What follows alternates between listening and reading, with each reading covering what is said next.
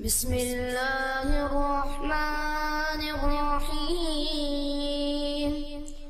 अल्लाहु वलियुल्लज़ीना आमनू युख़रिजुहुम मिनज़्ज़ुलुमाति इलन्नूर वल्लज़ीना कफ़रू औलियाउहुमुत्ताग़ूतु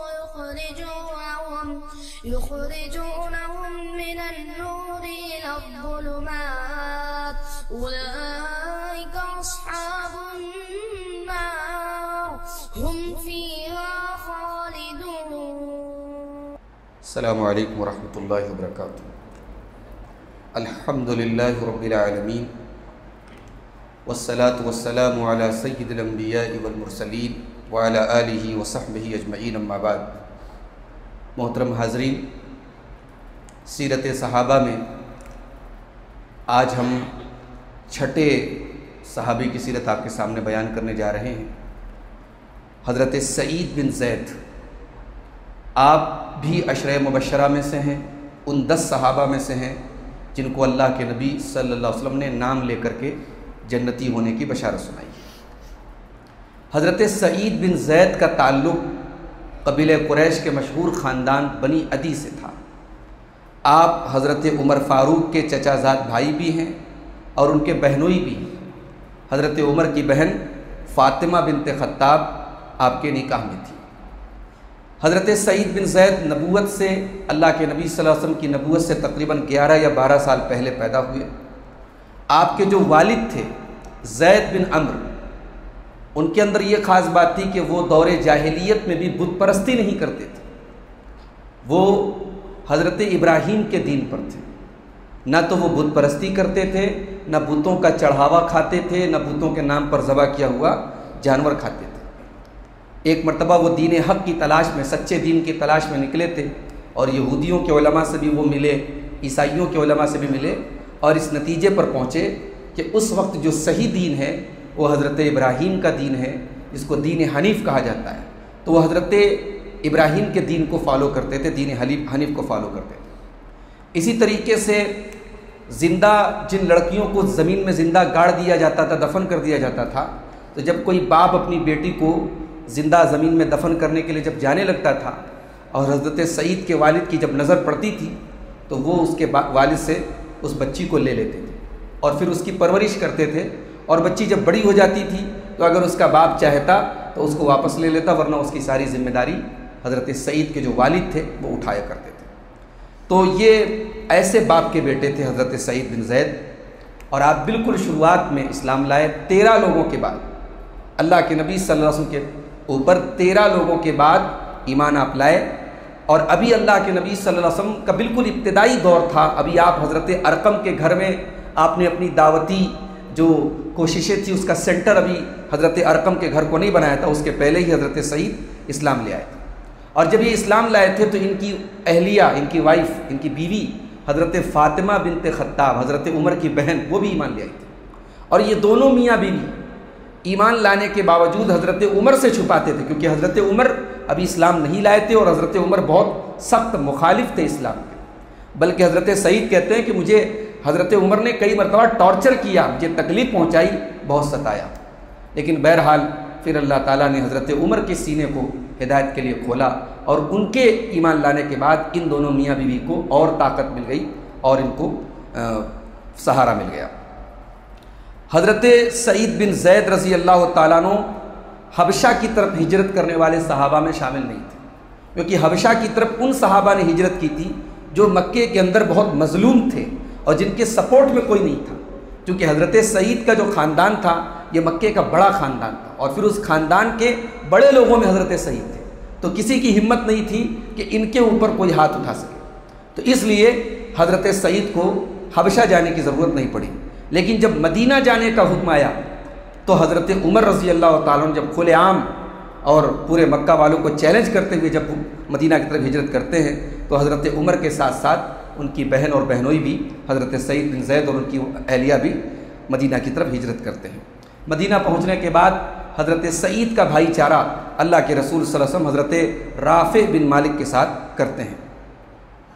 अल्लाह के रसूल सल्लल्लाहु अलैहि वसल्लम के साथ तकरीबन तमाम गज़वात में, तमाम लड़ाइयों में हज़रत सईद शामिल होते हैं और बहादुरी के साथ शामिल होते हैं, सिवाय सिर्फ एक जंग की, जंग बद्र में, इस्लाम की पहली जंग में हज़रत सईद शामिल नहीं हो सके। क्यों नहीं शामिल हुए?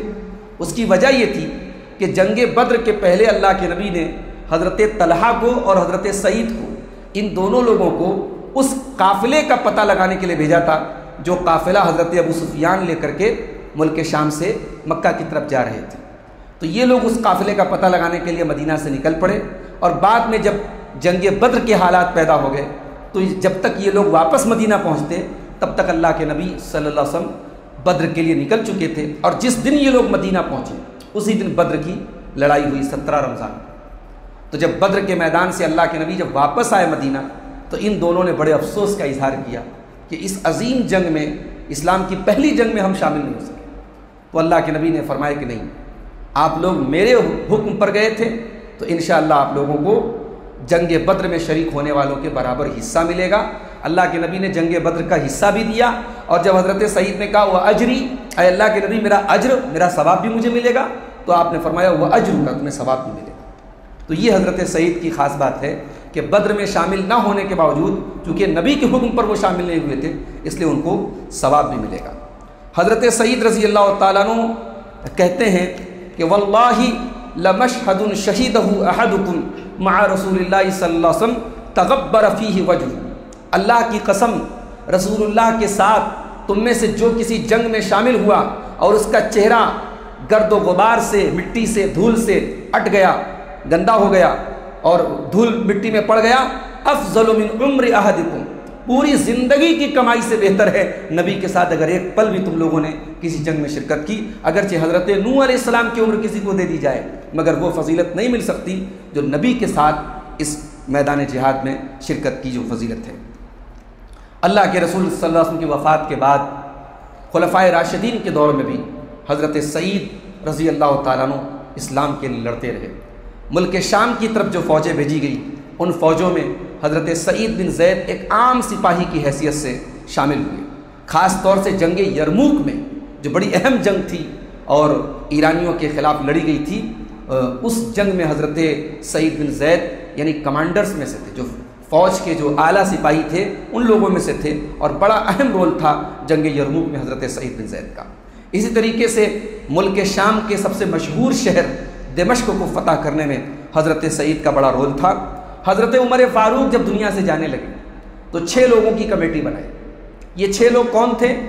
जिनसे अल्लाह के रसूल सल्लल्लाहु अलैहि वसल्लम राज़ी थे, लेकिन उस कमेटी में हज़रत उमर ने सईद बिन ज़ैद को शामिल नहीं किया।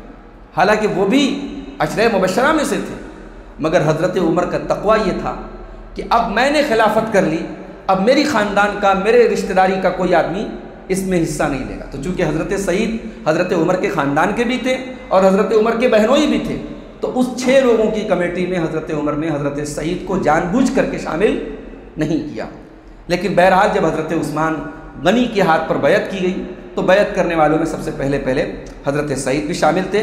और उसके बाद हज़रत उस्मान की शहादत के बाद जब हज़रत अली रज़ी अल्लाह अन्हु के हाथ पर बैत हुई तो उस बैत में भी हज़रत सईद बिन ज़ैद रज़ी अल्लाह तआला अन्हु आगे थे।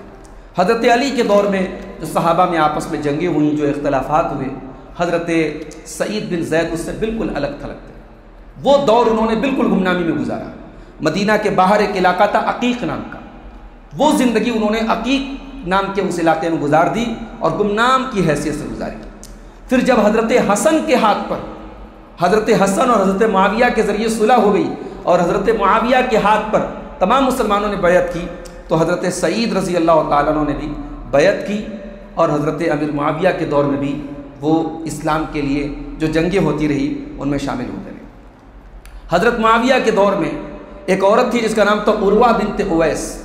उस औरत ने हज़रत सईद के ऊपर मुकदमा दायर किया और एक मकान था हज़रत सईद का, उसने दावा किया कि ये मकान मेरा है।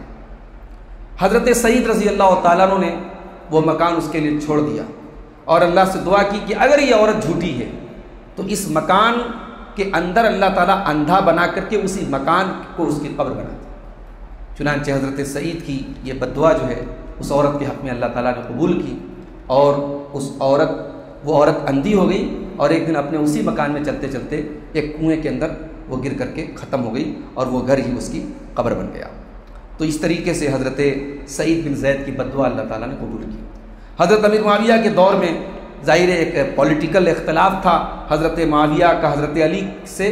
तो हज़रत मुआविया के दौर में जो गवर्नर्स थे, बाज़ गवर्नरों ने मिंबर से हज़रत अली की पॉलिसीज़ पर तनकीदें करनी शुरू कर दी, बल्कि बाज़ लोगों ने हज़रत अली को बुरा भला भी कहा। तो ये चीज़ हज़रत सईद बिन ज़ैद ने बर्दाश्त नहीं की और उन्होंने बिल्कुल ओपनली, जैसे ही हज़रत अली के बारे में किसी ने कुछ कहने की कोशिश की, हज़रत सईद ने फ़ौरन खड़े होकर के हज़रत अली का डिफेंस किया और कहा कि नहीं, ये अल्लाह के रसूल के सहाबी हैं और उनका ये मकाम है, ये मर्तबा है, उनके ऊपर किसी को ज़ुबान दराजी करने का कोई हक़ नहीं है। तो ये हज़रत सईद बिन ज़ैद की ज़िंदगी थी।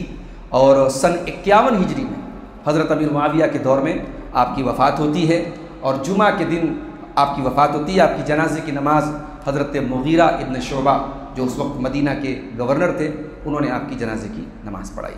तो ये हज़रत सईद बिन ज़ैद थे। आपकी ज़िंदगी में हमारे लिए बहुत सारी नसीहतें हैं।